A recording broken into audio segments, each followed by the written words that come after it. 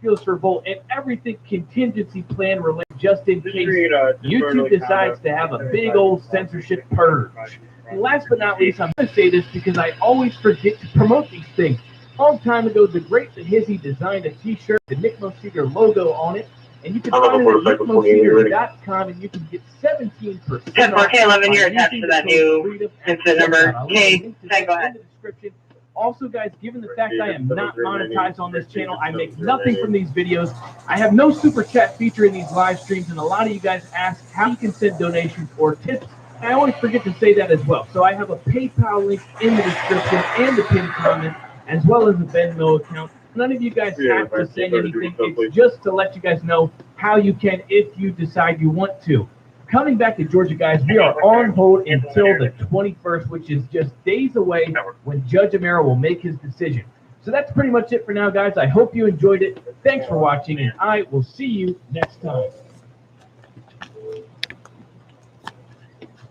It is going to be for both motorcycle and vehicle. 10-4, you can for both motorcycle and vehicle. Strange. It seems like he's a big dude, but it doesn't look like he's fat, so I can't quite tell. I'm just curious. Supreme Court unanimously sides with Catholic foster group, refused to place children with same couples. They went 9-0 on this one. Pretty impressive. Long story short, we had a group out in Philadelphia that was trying to exclude this foster care program due to the organization saying we're not going to put it into same-sex couples' lives. So Philadelphia tried to ban them. The Supreme Court can't do that. These guys are allowed to do that. So there you go. And that's all. Now, this is a little different. On this side, this is going to get a lot of a story. The headlines are a little misleading, I feel. But long story shortened somewhat on this. But the Supreme Court votes to leave the Obamacare intact after challenges from certain states. The skinny of this whole thing, and it was a 7-2 opinion, by the way. So we have the two that dissented. They do speak about what their concern was, and it's actually pretty cool. It's a lot going on in this. Alito and Gorsuch that actually dissented. Justice Thomas is probably the one that I really wanted to call out because I thought his first paragraph was very well, considering Justice Thomas basically concurred with their assessment of the problem, and I'll try to break that down as simply as I can. There is much to commend Justice Alito's account of our Epic Affordable Care Act trilogy. Post at 1, dissenting opinion, this court has gone to great lengths to rescue the act from its own text. Post at 1.2, so have the act's defenders, who argue in the first instance that the individual coverage mandate is the act's linchpin, yet now, in an about-face, contend that it is just a throwaway sentence. But whatever the act's dubious history in this court, we must assess the current suit on its own terms. And here, there is a fundamental problem with the arguments advanced by the plaintiffs in attacking the act. They have not identified any unlawful action that has injured them. Today's result is not the consequence of the court once again rescuing the act, but rather of us adjudicating the particular claims the plaintiff chose to bring. And that really is the linchpin. Plaintiff was not able to really prove that they have received any damages specifically because of this. So because of that, the court actually said you don't have standing. That's what they voted 7-2 on, that they didn't have standing. Now, the two that dissented are pretty pissed because we keep bailing this stupid law out. That's basically what the plaintiff was trying to prove. They couldn't prove damages, so therefore they didn't have standing to try to cancel this law. And that's really what it comes down to. I don't think we're done yet by any stretch of the imagination. This is far from over, but this particular battle is over for now.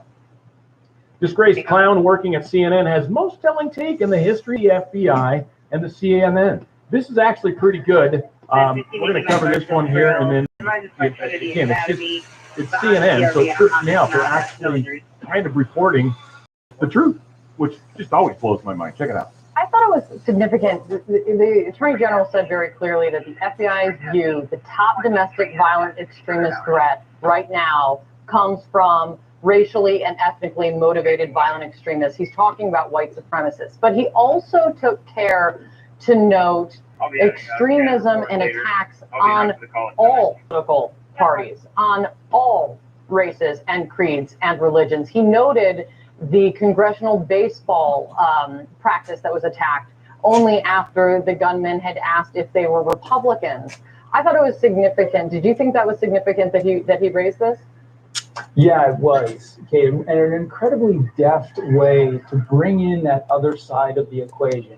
I mean, let's call it what it is, right? I think he came right out and said, you know, our biggest hotspot right now is racially motivated, ethnically motivated extremists, and we all know that the broad majority of those are white supremacists, people people of color and immigrants and things like that. But he brought the other side of the equation into it by referring to the shooting of the congressional baseball practice. And he did it very carefully by saying the shooting by someone who committed the shooting only after he confirmed that the players were Republican. So I think that reflects the fact that the FBI still doesn't exactly know what that shooter was up to.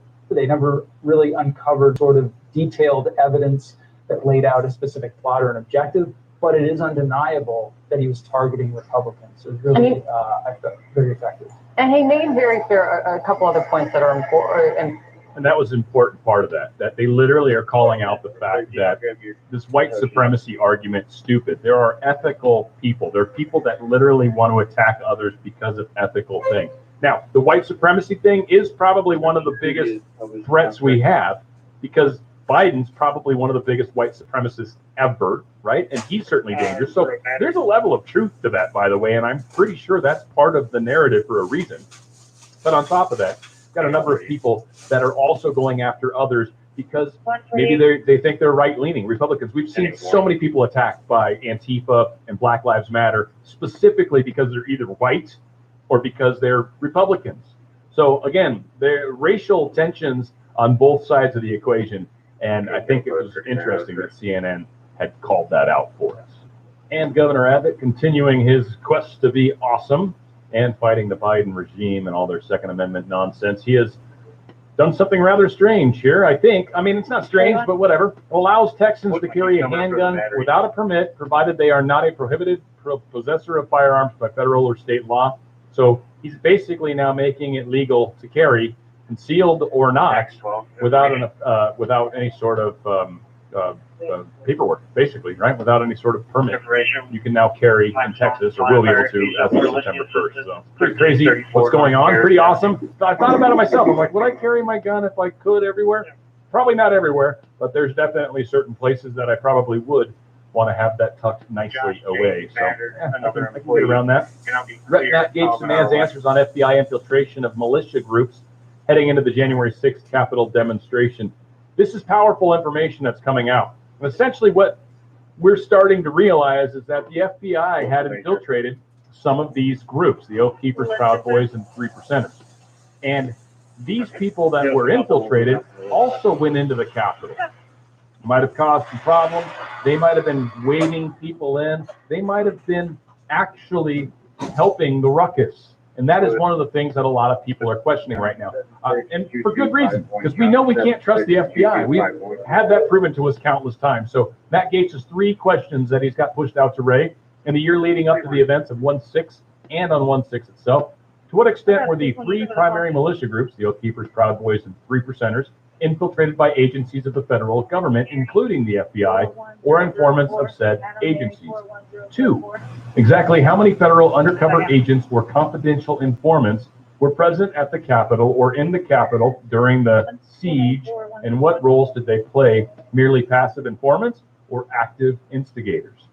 And 3, of all the unintended co-conspirators referenced in the charging documents of those indicated for crimes on 1/6, how many worked as a confidential informant or as an undercover operative for the federal government, FBI, Army, counterintelligence, etc.? Doesn't matter. So we'll see what happens. Tucker Carlson's talking a lot about it, getting a lot of play, and we're not letting this go away. So we're going to keep pushing. We're going to keep expecting and demanding the truth. And again, this is part of what's surrounding the deep state really is all about right now. So again, Tucker Carlson slams the FBI over the 1/6 involvement for the second night in a row, and Twitter even kind of proves his point for him. But he was saying because of the January 6th, our Attorney General told us this week, we've got to change our country forever. And yet, given all the talking, the endless talking about January 6th, it is remarkable that we still don't know about what actually took place that day. Until this Monday night, for example, when it was reported by Revolver News, we had no idea that at least 20 organizers and participants in the events at the Capitol have not been indicted, despite the nationwide dragnet for people who were there. Carlson pointed out that people arrested for crimes inside the Capitol building may have had ties to the U.S. government. Government knows exactly who these people are, but has refused to charge them with crimes. Why is that? Well, because it seems like they may have some connection to the government. Some of the people who broke into the Capitol committed crimes while inside and encouraged others to do the same appear to have been in contact with the FBI before the event. Let that sink in for a moment. Carlson continued, revealing the reason for the government's refusal to release 14,000 hours of surveillance footage of the January 6th events. Those events apparently were, at least in part, organized and carried out in secret by people connected to the federal law enforcement. People know they are on tape. Twitter is saying that people who are secretly working with the FBI cannot be charged for encouraging others to commit crimes. Let's say that one more time, because that's crazy. Twitter is saying that people who are secretly working for the government cannot be charged for encouraging others to commit crimes. Well, yes, exactly. That's the very point we made on the show this night. That's why they haven't been charged, because they were secretly working with the FBI. So in an effort to shut us down, Twitter just confirmed what we suggested was true. But on top of that, I have a huge problem with that sentence. Whether it's true or not, it shouldn't be true. If you are an FBI informant or an FBI person and you're committing a crime, you're kind of committing a crime. Now, I guess there are times where they infiltrate maybe into like the Hell's Angels or something like that, and maybe they have to commit a crime to be able to stay in there. So maybe that's what it's in relation to. But it sure does seem strange that you could be in the FBI, be an informant, and legally be part of this insurrection that they keep calling it. It just seems a little fishy to me. Negative, I'm leaving before we get up there going on at them.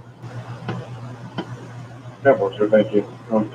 Corey, we're told in Geneva today Biden and Putin head to head. Well, I doubt anyone thinks there's in Biden's tongue in these meetings, 2.5 hours. Do you think there's any confidence that Biden today, President Biden, will be able to rein in Vladimir Putin? Absolutely none, Peter. Vladimir Putin must have seen through 5 US presidents now, I think, and he must have thought he was an extra on the weekend at Bernie's, because Joe Biden was hopelessly incompetent. He detailed the 16 most critical infrastructure things and said, please don't touch them.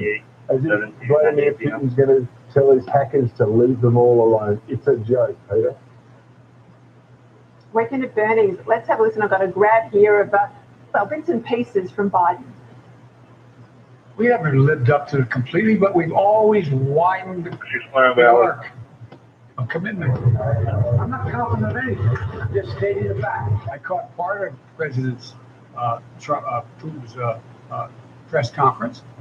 We could work together with Russia. For example, in Libya, the rebuilding of Syria, of Libya, and for example, in Libya. How are your meetings going here in Cornwall? Come on.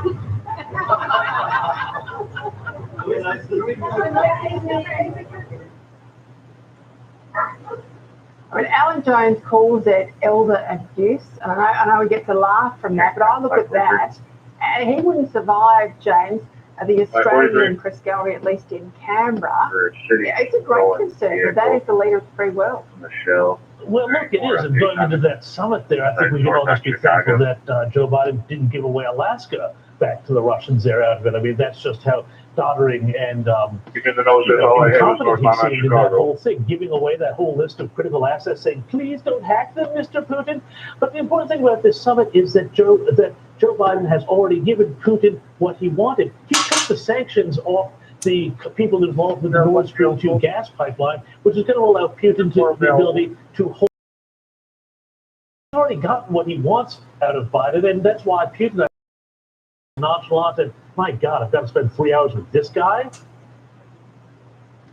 We've seen the protests, Corey, probably for the whole time I was in politics, 25 plus years I've seen the posters around claiming that China is harvesting organs, Falun Gong prisoners and other things. I know you're across it out of the parliament.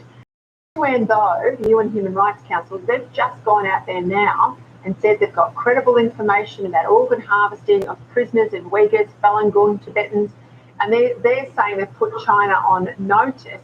Surely we should be doing more about this now. And even if we are willing to do something, what sort of power does the UN even have?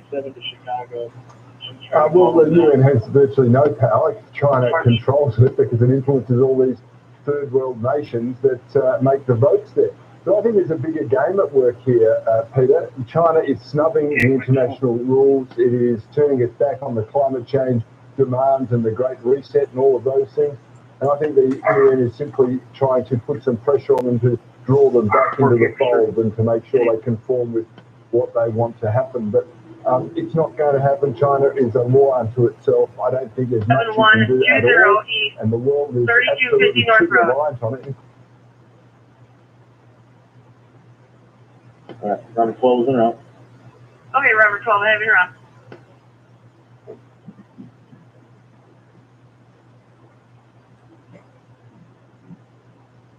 Thanks, 12, Hanger.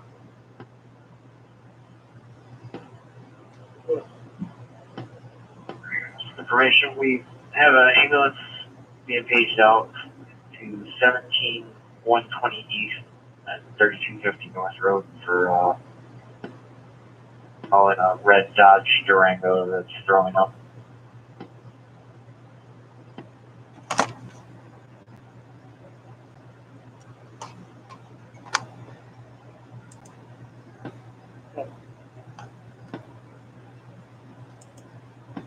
The